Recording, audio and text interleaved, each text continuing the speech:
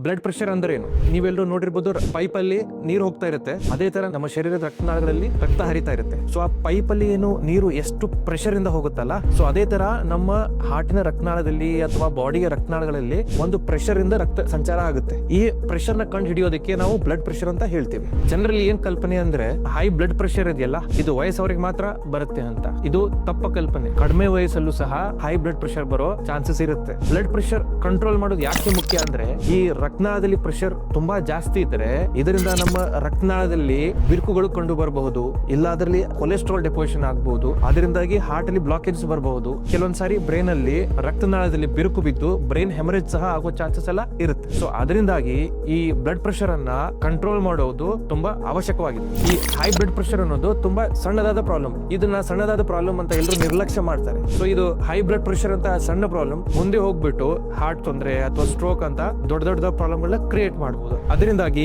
ಈ blood pressure ಬಗ್ಗೆ ನೀವು ನಿಮ್ಮ ಜೊತೆ ಇದ್ದವರಿಗೆ ತಿಳುವಳಿಕೆ ನೀಡಿ.